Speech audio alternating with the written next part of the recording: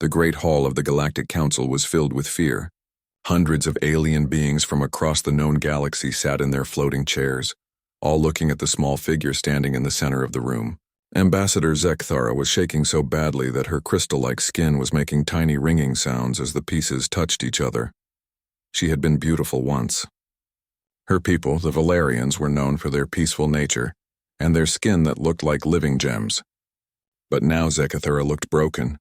Dark cracks ran across her face where tears had dried, and her once bright blue glow had faded to almost nothing. "Honored Council," she began, her voice breaking like glass. "My people are dying." The massive chamber fell silent. Even the translator machines stopped their quiet humming. Council Prime Vextalk, a creature that looked like a giant insect with golden armor, leaned forward on his throne. "Tell us what has happened, Ambassador," he said in his deep, clicking voice. Zekthara took a shaking breath. 3 months ago, the Krillian horde attacked our outer colonies. We thought we could defend ourselves. We thought our shields and our peaceful treaties would protect us. She laughed, but it was not a happy sound. We were wrong. She pressed a button on her small device and images appeared in the air above the council. The alien beings gasped and made sounds of horror.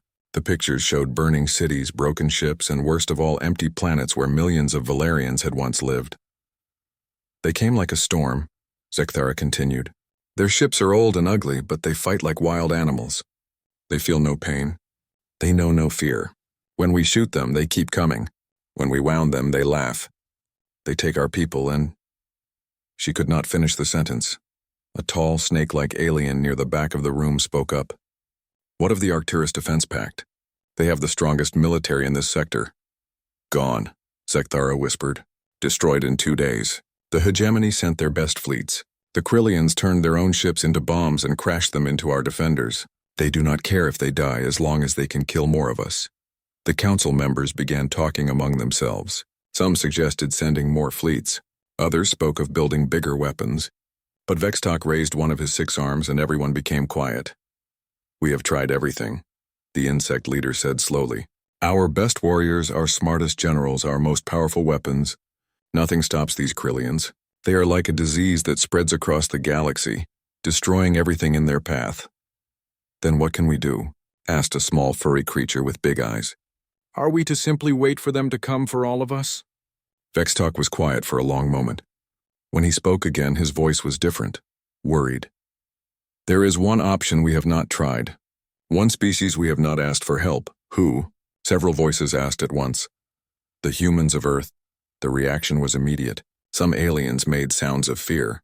Others began arguing loudly. The snake-like delegate reared up on his coils. "Have you lost your mind, Prime?" he hissed. "Humans are barely better than the Krillians.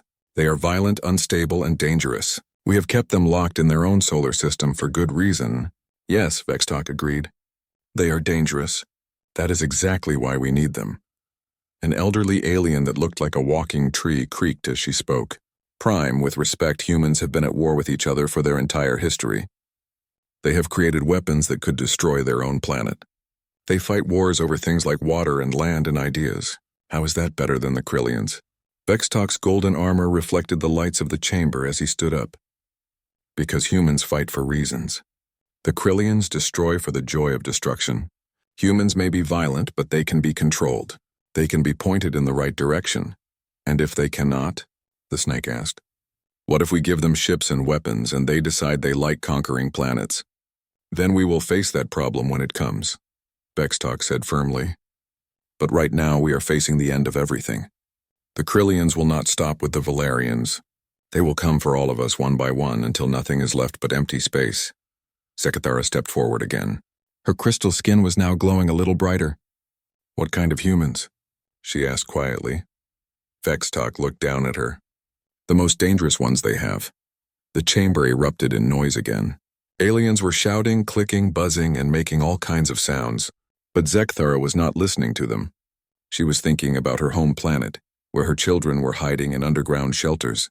She was thinking about the millions of her people who had already died. She was thinking about what would happen if the Krillians kept coming. "How do we contact them?" she asked, her voice cutting through the noise. The arguing stopped. Everyone looked at her. "Ambassador," the tree-like alien said gently, You cannot be serious. Humans are not like us. They do not follow rules or respect boundaries. They are unpredictable. Good, Zekathara said, and now her skin was glowing bright blue again. The Krillians are also unpredictable. Maybe it takes monsters to fight monsters. The snake delegate made a sound of disgust. You would invite one plague to fight another? If it saves my people, yes. Zekathara turned to face the entire council. We have tried being civilized. We have tried being reasonable. We have tried following all the rules that make us better than savages. And we are losing. Our children are dying while we debate the proper way to ask for help. Vextalk nodded slowly. The human government has a special department for their most dangerous citizens. They call it Pandora's Box. It is where they keep the humans who are too violent for their own society, but too valuable to simply eliminate. Criminals? Asked the furry alien. Soldiers, Vextalk corrected. Warriors who have seen too much combat. Scientists who have created terrible weapons. Doctors who have learned to heal people in ways that others consider immoral. They are not evil, but they are extreme. And you think these extreme humans will help us? I think they will do what they do best, Vextalk said. Fight, and maybe, if we are very lucky, they will fight for us instead of against us. The vote was close. Many aliens still believed that asking humans for help was too dangerous. But fear won over caution. The Krillians were only 6 months away from the next major population center. Something had to be done. As the council members filed out of the chamber, Zekathara remained behind. She stood alone in the vast space, looking up at the dome overhead where stars twinkled in the darkness. Please, she whispered to those distant lights, please let this work.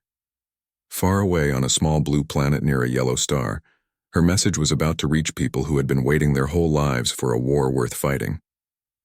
People who had been locked away because they were too dangerous for peace. People who were about to show the galaxy what humans could do when they stopped holding back. The Krillians had never faced anything like what was coming for them.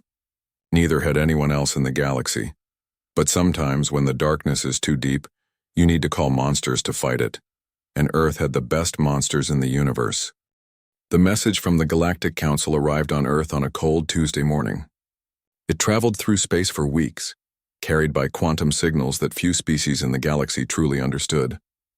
When it finally reached the blue planet, it was received by a small dish hidden beneath 3 miles of Antarctic ice. Admiral Sarah Chen was drinking her morning coffee when the alert came through. She was a small woman with gray hair and tired eyes, but everyone who worked with her knew that behind those eyes was a mind like a steel trap. She had been in charge of Pandora's Box for 15 years, and in all that time she had never received a message quite like this one. The facility around her was built like a fortress.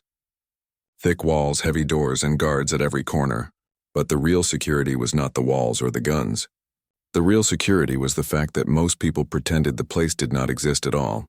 Pandora's Box was where Earth kept its most dangerous people. Not criminals, exactly. These were men and women who had served their planet well, but who had paid a price for that service. They were soldiers who had seen too much war, scientists who had learned too much about death, and doctors who had saved too many lives in terrible ways. They were heroes who had become too dangerous for normal society. Chen finished reading the message and sat back in her chair. After a moment, she pressed a button on her desk. This is Admiral Chen. I need to see the files on all current residents. Priority Alpha. 20 minutes later, she was standing in a briefing room looking at 12 of the most dangerous human beings alive. They sat around a metal table, some in military uniforms, others in simple clothes, but they all had the same look in their eyes. The look of people who had seen things that most humans never would. Ladies and gentlemen, Chen began, the galaxy needs our help. She told them about the Valerians and the Krillians. She showed them pictures of burning worlds and empty space where planets used to be. She explained that every civilized military in known space had failed to stop the enemy. When she finished, the room was quiet for a long moment. Then a man near the back of the room spoke up. His name was Marcus Rodriguez, but everyone called him Ghost. He was tall and thin, with scars on his hands and a face that showed no emotion at all. The files said he had been a Special Forces soldier before the experiments. The files also said that those experiments had made him faster and stronger than any normal human, but had cost him something important in the process. What do they want us to do? Ghost asked. His voice was flat and cold. Win, Chen said simply. They want us to stop an enemy that cannot be stopped.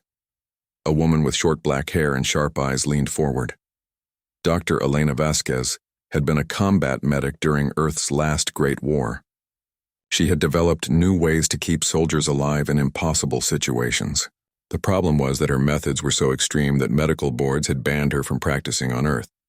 She saved lives, but she did it in ways that made other doctors uncomfortable. What do we know about Krillian biology? She asked. Chen slid a datapad across the table. Everything the Galactic Council could give us. They are tough, violent, and feel no physical pain. They have been described as unstoppable. Dr. Vasquez smiled, but it was not a nice smile. Everything feels pain. It is just a matter of finding the right nerves. At the far end of the table, a large man with a thick beard was reading through the tactical reports. Dmitry Volkov had been Earth's best demolitions expert before he had gotten a little too creative with his explosives. Officially, he was serving a life sentence for destroying 3 city blocks. Unofficially, everyone knew he had saved 1 million people by stopping a terrorist attack. The problem was that he had used a nuclear device to do it. These Krillians fight like amateurs, Volkov said in his heavy accent. No strategy, no planning. They just run forward and hope for the best.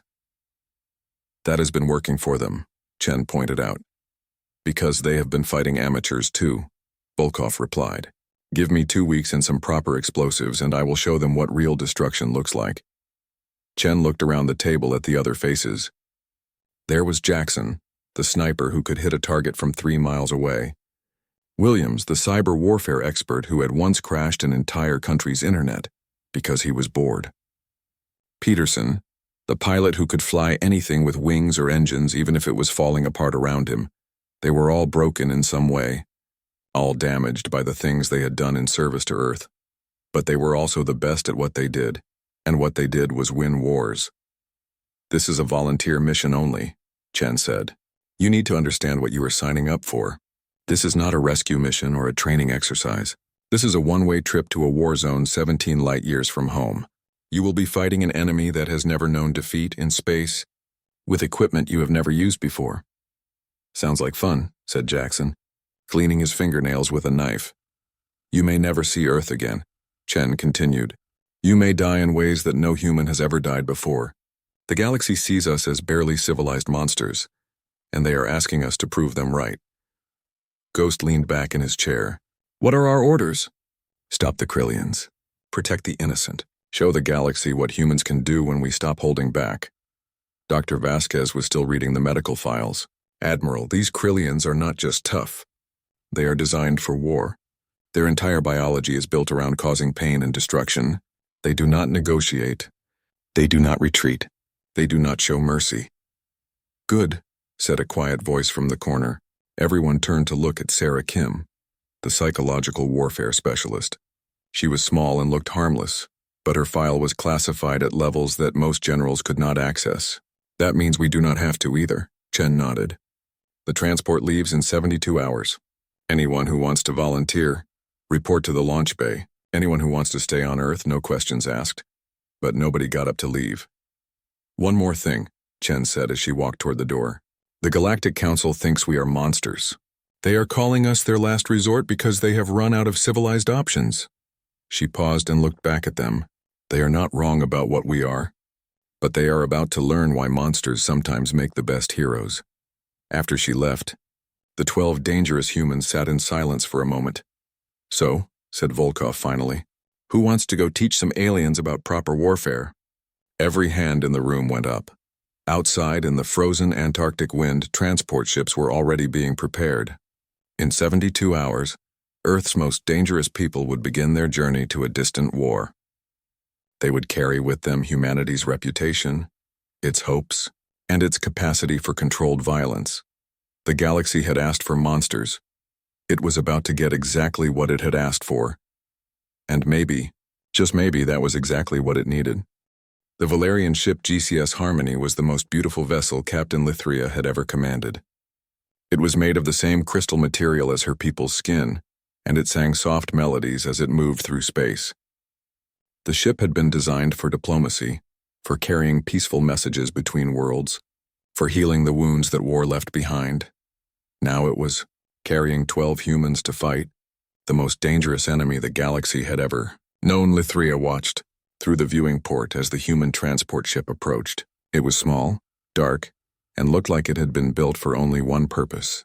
Unlike her beautiful vessel, the human ship made no sound except the quiet hum of its engines. It moved through space like a predator, silent and deadly. "Captain," her communications officer called out, "the humans are requesting permission to board." "Granted," Lithria said, though her crystal skin was already starting to dim with worry. She had studied humans for weeks preparing for this mission. What she had learned had not made her feel better. Humans were young compared to most galactic species, but they had already fought more wars than civilizations twice their age. They had weapons that could destroy planets, and they had actually used them on each other. Their history was written in blood and fire, but they had also created beautiful art, amazing music, and acts of kindness that brought tears to Lithria's eyes. They were a contradiction that no one in the galaxy fully understood. The airlock opened with a soft hiss and the humans came aboard. The first one through the door moved like liquid shadow. Ghost walked with the quiet steps of someone who had spent years sneaking through enemy territory. His enhanced reflexes made even simple movements look dangerous, like he was always ready to fight.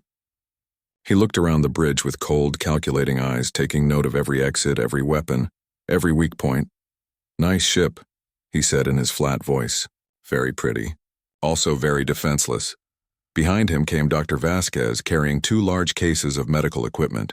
She immediately began examining Lithria's crew with the focused attention of someone studying lab specimens. "Interesting biology," she murmured, pulling out a scanner. "Captain, I will need complete medical files on your species. Blood chemistry, nervous system layout, pain responses. I need to know how to fix you when things go wrong." "When things go wrong?" Lithria asked. "Not if," Dr. Vasquez corrected. "When in war people get hurt, I make sure they do not die from it." Volkov was the last to board, and he spent his time examining the ship's structure with the eye of someone who knew exactly where to place explosives for maximum effect. He knocked on walls, checked the thickness of the hull, and made notes on a small device. "Good materials," he said to Lithria. "This crystal is stronger than it looks. It will make excellent shrapnel when it breaks." "Shrapnel?" Lithria's skin flickered between blue and pale white. "If we need to make improvised weapons," Volkov explained cheerfully, "or if we need to create distractions. A few small charges in the right places, and this ship becomes a very large grenade." The other humans spread out through the ship, each finding their own way to make the peaceful Valerians nervous. Jackson set up his sniper rifle near the observation deck and began calculating firing angles. Williams plugged his computers into the ship's systems and immediately began rewriting the security protocols. Peterson examined the engines and started making modifications that the ship's engineers did not understand. "Your enemy," Ghost said to Lithria as they reviewed the tactical situation, "fights with emotion and pain tolerance. They use fear as a weapon." "Yes," the captain agreed. "They feel no fear themselves and they cannot be intimidated. That is why no one has been able to stop them." Dr. Vasquez looked up from her analysis of Krillian biology. "Everything feels fear. It is just a matter of finding the right stimulus. They have thick skin and powerful muscles," Lithria continued. "Our weapons barely scratch them. They heal quickly from wounds that would kill most species. Healing takes energy," Dr. Vasquez noted, "and energy can be redirected." The journey to the war zone took 2 weeks. During that time, the Valerians watched the humans with a mixture of fascination and horror. The humans trained constantly, but their exercises looked more like organized violence than military drills. They practiced fighting in zero gravity and damaged ships, in situations where normal soldiers would have given up and died. They spoke to each other in short, technical phrases that made everything sound like a math problem. Target neutralization, collateral minimization, tactical withdrawal. They discussed death and destruction the way Lithria's people talked about poetry and art. But strangest of all, they showed a casual relationship with their own mortality that chilled the peaceful species to their cores. When Volkov explained how he planned to use himself as a living bomb if necessary, he smiled like he was talking about the weather. When Ghost described scenarios where he might not survive a mission, he spoke with the same tone he used to order breakfast. Do you not fear death? Lithria asked him one day. Ghost considered the question for a long moment. Fear is useful, he finally said. It keeps you alive when you should be dead. But too much fear makes you useless. We have learned to use fear as a tool, not let it use us. And if you die, then someone else will finish the mission. Dr. Vasquez spent her time creating what she called medical countermeasures for Krillian biology. She had discovered that while the aliens could not feel physical pain, their nervous systems were different from most species. She was working on something she called neural disruption therapy, but she would not explain exactly what it did. Better if you do not know, she told Lithria. Some knowledge is not meant for peaceful people. As they approached the war zone, the evidence of Krillian destruction became impossible to ignore. Empty planets where cities had once stood, debris fields that had been trading stations, ships floating dead in space, their crews long gone. The humans examined each site with professional interest rather than horror. Inefficient, Volkov commented as they passed the remains of a hegemony battle fleet. They used brute force when precision would have been better. Wasteful.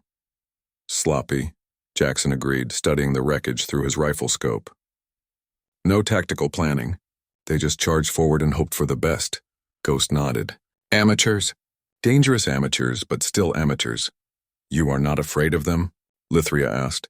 Ghost turned to look at her with his cold, empty eyes. Captain, we are the things that Earth's monsters are afraid of. These Krillians fight like angry children. Children can be taught better manners. When they finally reached the contested border near New Serenity, the Krillian assault fleet was already approaching. Long-range sensors showed hundreds of ships moving in a chaotic swarm toward the Valerian stronghold. The defending fleet was small and looked hopeless against the coming storm. Traditional defensive strategy, Ghost observed, studying the tactical display. Wait behind shields and hope the enemy gets tired of attacking. It has not worked before, Lithria said quietly. Because they have been fighting the wrong kind of war, Dr. Vasquez said, checking her equipment. The Krillians expect fear. They expect victims. They expect prey. She smiled, and for the first time, Lithria understood why peaceful medical boards had banned her from Earth. They are about to meet predators instead. Ghost was already suiting up in his combat gear. Captain, you should move your ship to a safe distance. What happens next is not going to be pretty. What are you going to do? Ghost checked his weapons one final time. We are going to teach the fearless what fear means. As the humans prepared for battle, Lithria realized that everything was about to change. The galaxy had seen war before, but it had never seen war the way humans fought it. It had never seen people who treated violence like an art form and death like an old friend.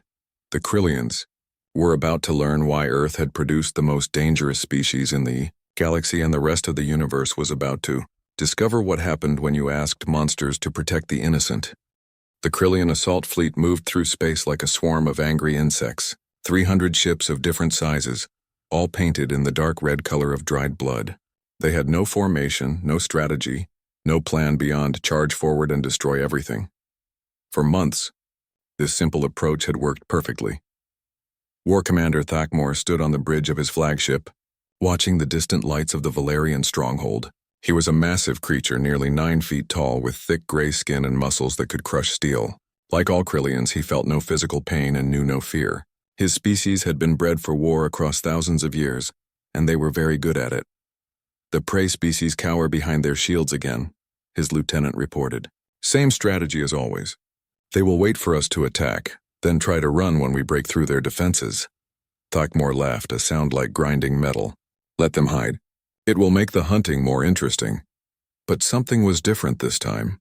His sensors showed only a small defending fleet, much smaller than usual. And there were strange energy readings coming from the asteroid field between his fleet and the Valerian base. Sir, his sensor operator called out, I am detecting unusual electromagnetic signatures in the asteroids. They do not match any known technology. Weapons? Thakmor asked. Unknown. The readings are strange. Thakmor considered this for a moment, then dismissed it. In his experience, prey species always tried new weapons when they got desperate. None of them ever worked. Begin the attack, he ordered. All ships, charge formation. Destroy everything you find. The Krillian fleet surged forward, engines roaring as they accelerated toward their target. They had done this hundreds of times before. Overwhelming force, brutal tactics, no mercy. It always worked. It took exactly 3 minutes for them to realize that this time was different. The first sign of trouble came when ships started disappearing, not destroyed in explosions or damaged by weapons fire. They simply vanished from sensors, as if they had never existed at all. One moment a ship was there, the next moment there was only empty space. What happened to Strike Group 7? Thackamore demanded. Unknown, sir. They just stopped transmitting. Then the voices started coming through their communication channels. Not words exactly, but sounds that made even Krillian warriors feel uncomfortable. Whispers in the dark, laughter that echoed from nowhere, static that sounded almost like screaming. Sir, the communications officer reported, his voice shaking. We are receiving transmissions on all frequencies, but there is no source. The signals are coming from everywhere and nowhere. Ignore them, Thackamore ordered. Continue the attack. But the disappearances were getting worse. Ships would report contact with unknown vessels, then go silent. Sometimes they would find the wreckage later, torn apart in ways that made no sense. Other times they would find the ships intact but empty, as if the crews had simply vanished. Ghost watched the Krillian fleet through his scope and smiled without humor. His team had spent the last week preparing the asteroid field, turning it into a maze of hidden positions and death traps. Each human was operating independently, using stealth technology and tactics that the galaxy had never seen before. Jackson was positioned 3 asteroids away, picking off Krillian ships with precision shots from his modified railgun. Each shot destroyed the bridge or engine section, leaving the rest of the ship intact but helpless. He moved after every shot, staying ahead of the return fire that never came. Williams had hacked into the Krillian communication network and was feeding them false information while broadcasting psychological warfare directly into their ships. The sounds that were making the Krillians nervous were just the beginning of what he had planned. Peterson was flying a small fighter that looked like a modified asteroid, appearing just long enough to plant explosives on Krillian ships before disappearing again. His ship was so well camouflaged that even advanced sensors could not track it. But the real terror was coming from Dr. Vasquez. She had spent 2 weeks studying Krillian biology, and she had made a disturbing discovery. While Krillians could not feel physical pain, their neural structure was vulnerable to specific electromagnetic frequencies. She had created what she called a fear field generator, a device that could make the fearless experience true terror for the first time in their species' history. The first Krillian ship to encounter her device sent out a transmission that chilled every warrior in the fleet. Help us, the voice cried. And it was full of an emotion that Krillians had never heard from their own kind before. Something is wrong. We are afraid. We do not understand. Make it stop. Please make it stop. Thackamore stared at his communication console in disbelief. Krillians did not beg. Krillians did not plead. And Krillians definitely did not feel fear. All ships, he transmitted, report your status immediately. The responses that came back were worse than silence. Ship after ship reported the same thing. Their crews were experiencing sensations they had no words for. A cold feeling in their stomachs, a trembling in their hands, a voice in their heads telling them to run away and hide. Sir, his lieutenant said, and for the first time in his life, Thackamore heard uncertainty in a Krillian voice. Maybe we should retreat, regroup, study this new enemy. The word retreat hit Thackamore like a physical blow. Krillians did not retreat. They fought until they won or until they died. The idea of running away was so foreign to his species that they did not even have a proper word for it. But as more ships reported contact with the invisible enemy, as more crews began experiencing the impossible sensation of fear, Thackamore began to understand that they were facing something completely outside their experience. Then Volkov made his presence known. The explosion started small. A damaged engine here, a broken weapon there. But they grew larger and more dramatic as the Russian worked his way through the Krillian fleet. He had spent the week planting his devices not just to destroy, but to create a show that would be visible across multiple star systems. When he finally triggered his masterpiece, the explosion lit up the asteroid field like a new star. 20 Krillian ships vanished in a fireball that could be seen from 3 systems away. But more importantly, the explosion created a pattern in space, a message written in fire and destruction that every ship in the sector could read. The message was simple. This is what happens when you face humans. The surviving Krillian ships tried to retreat, but Ghost had anticipated this. He had positioned his team to cut off escape routes, turning the space around the asteroid field into a killing ground. Ships that tried to flee found themselves facing more invisible attackers, more impossible weapons, more of the fear that was tearing their crews apart.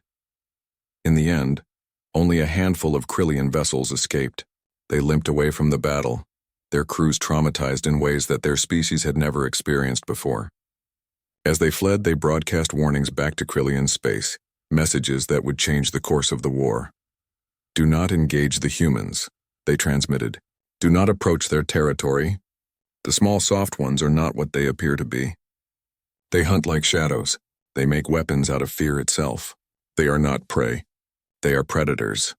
On the bridge of the Harmony, Captain Lithria watched the retreating Krillian ships with amazement. In less than 6 hours, 12 humans had accomplished what entire fleets could not do. They had made the fearless afraid. "How did you do it?" she asked Ghost when he returned to the ship.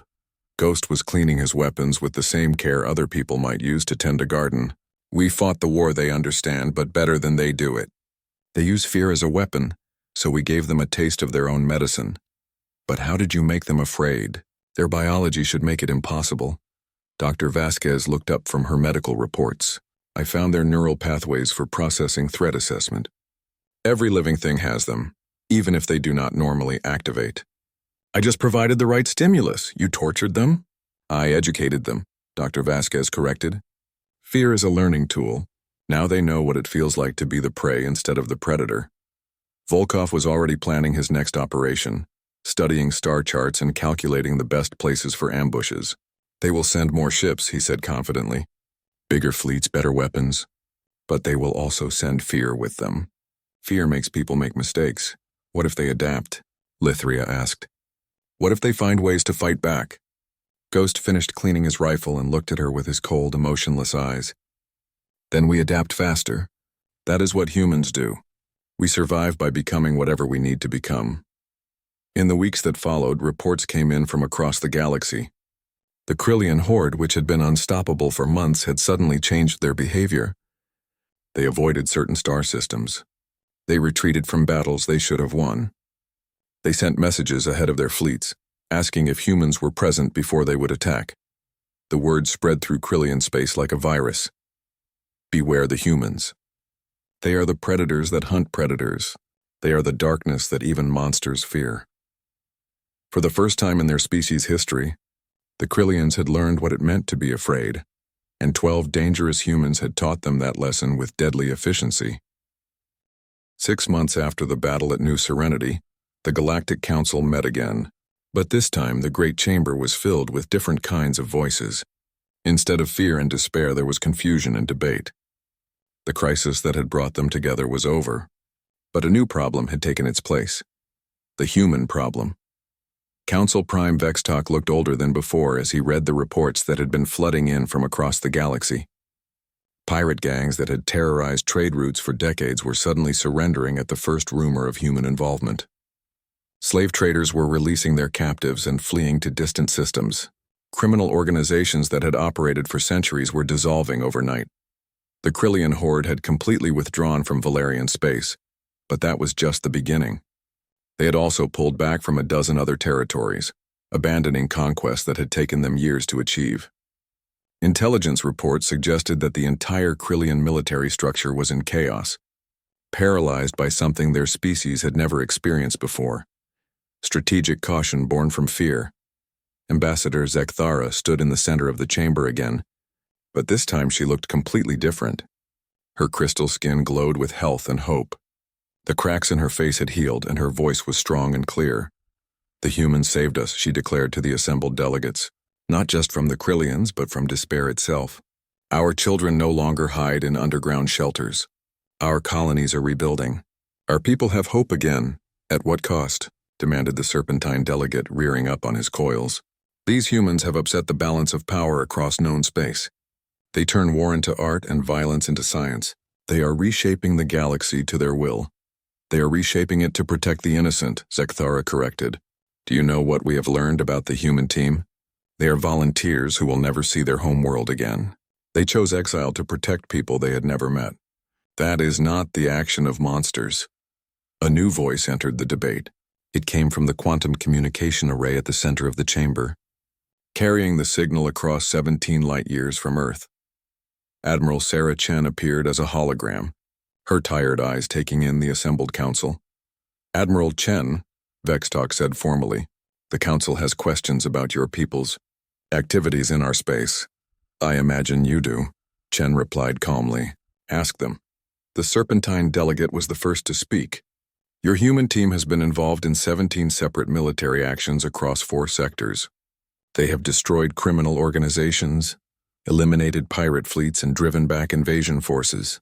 They are acting as an uncontrolled military force in sovereign space. They are acting as volunteers helping local governments deal with problems those governments could not handle alone, Chen corrected. In every case, they were invited by the legitimate authorities. Invited after the local populations heard rumors of what humans could do, the delegate hissed. They are using fear as a tool of diplomacy. Chen's expression did not change. Yes, they are, and it is working. An elderly tree-like delegate creaked as she spoke.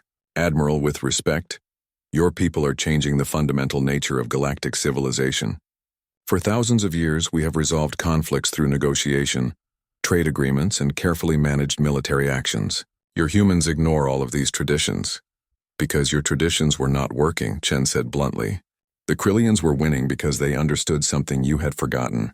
Sometimes the only way to stop a predator is with a bigger predator. But where does it end? Asked a small, furry creature with worried eyes. What happens when your humans decide they no longer want to help? What happens if they decide to conquer instead of protect? Chen was quiet for a moment, considering the question. That is a fair concern, she admitted. Let me tell you about the people you are worried about. The hologram shifted, showing images of the human team in action. Ghost moving through a space station, neutralizing armed criminals without killing a single innocent bystander. Dr. Vasquez working for 36 hours straight to save the lives of wounded aliens whose biology she barely understood. Volkov using his explosives to create escape routes for trapped civilians instead of destroying enemy positions. Marcus Rodriguez was a Special Forces soldier who volunteered for experimental surgery to make him a more effective fighter, Chen explained. The procedures gave him superhuman reflexes, but they also damaged his ability to form emotional connections. He could have used his abilities for personal gain, but instead he chose to use them to protect people who could not protect themselves. The images changed, showing Dr. Vasquez teaching Valerian medics new surgical techniques. Dr. Elena Vasquez developed combat medicine techniques that saved thousands of lives during our wars. Medical boards banned her methods because they were too extreme, too dangerous for civilian use. She could have retired quietly, but when the galaxy needed someone who understood both healing and warfare, she volunteered for a mission she knew would cost her everything. More images flowed past, showing each member of the team in quiet moments between battles, reading letters from families they would never see again, teaching alien children how to play human games, sharing their food with refugees who had lost everything. They are dangerous, Chen continued. They are the most dangerous people our species has ever produced. But they chose to aim that danger away from the innocent and toward those who would harm them. They are not monsters by nature. They are monsters by choice, and they choose to be monsters only when the innocent need protection. Vextalk leaned forward on his throne. What do you want from us, Admiral? Nothing you have not already given us, Chen replied. Respect? The understanding that humanity is not your enemy, unless you make us one. We are exactly what we appear to be, a species that has weaponized our own survival instincts. We are dangerous because we choose to be, not because we have to be. And if we asked you to recall your team, they would not come, Chen said simply. They are volunteers, not soldiers under orders. They have found a purpose that matters to them.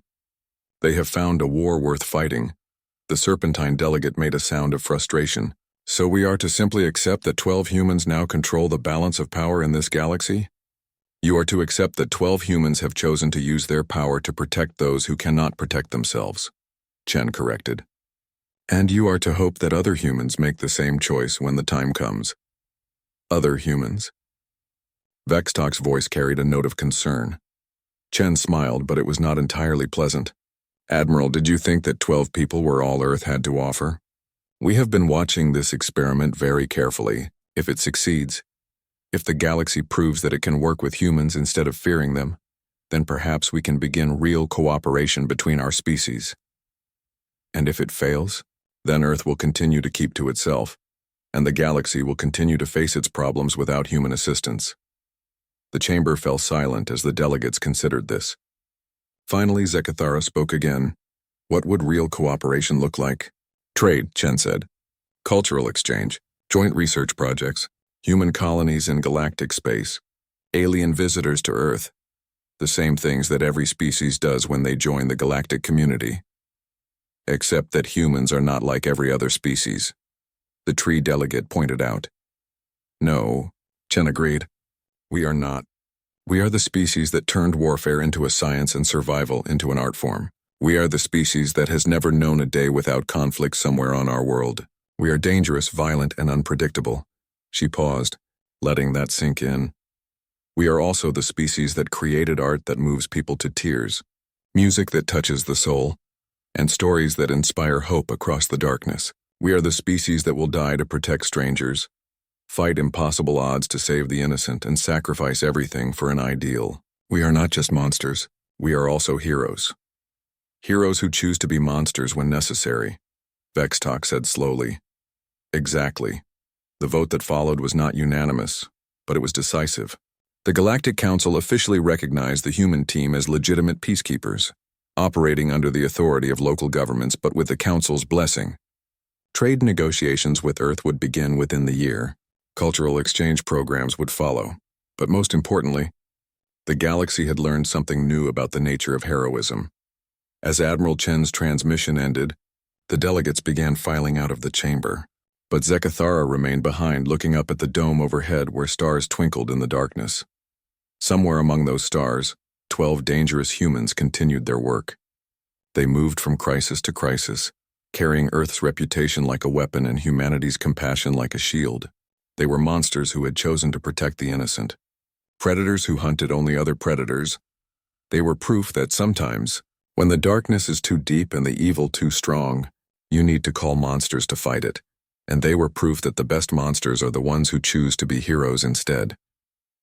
In the depths of space, Ghost's team received word of the Council's decision through encrypted channels. They were no longer outcasts or experimental weapons. They were officially recognized as protectors of the innocent, guardians of the peace. But the recognition did not change what they did.